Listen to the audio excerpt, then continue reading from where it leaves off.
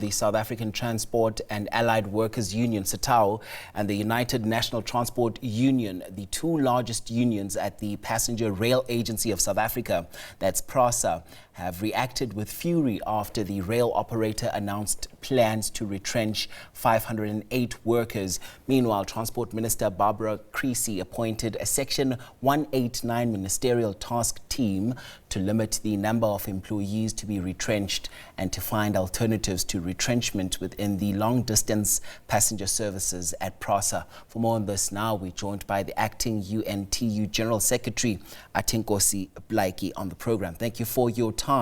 So the task team says 102 employees have been placed in vacancies, yet 43 also have taken early retirement, and 208 protection service employees have been ring-fenced. What is your understanding of the remaining 227 employees, and how confident are you that the retrenchments can be avoided? Good evening, police, and thank you for having UNTU on SABC tonight. We can confirm as UNTU that we've played a very integral part as the majority union within Prasa in this Ministerial Task Team.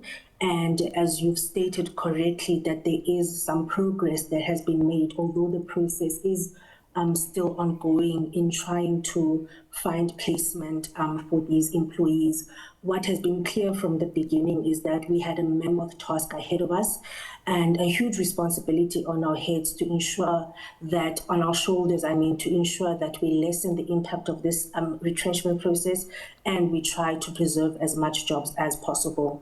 Now, in terms of the 227 employees that we've called the excess employees, the DOT has taken an undertaking basically to negotiate with the TOCs in regards to this 227 employees that are on our excess list.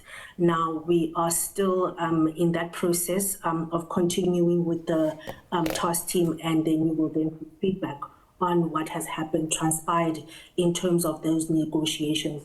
But where we're sitting, it's very hard for us to say that we are confident or we know what is going to happen, because now the responsibility lies with the Department of Transport to have those negotiations with the TOCs.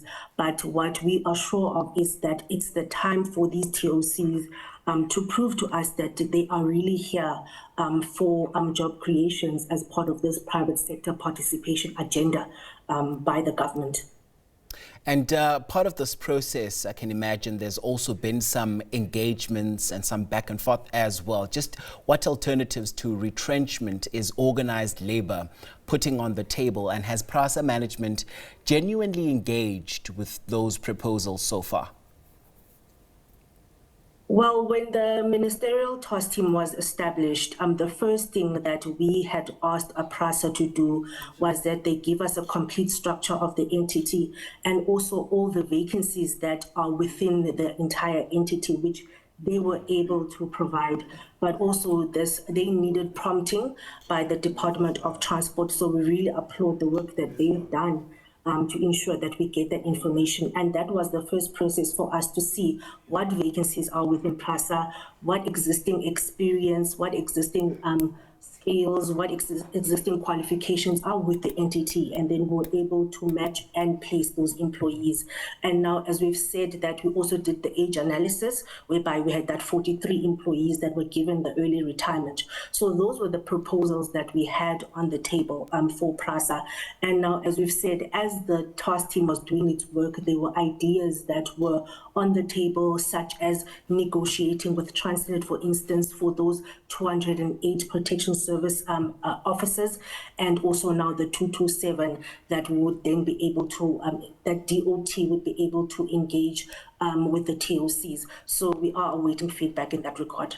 Right, Thomas, thank you so much for your time and insights on the program. UNTU General Secretary, that's Atenkosi Plaatjie, joining us there. Thanks so much indeed for that. Here's a quick break. We're back with you straight after this.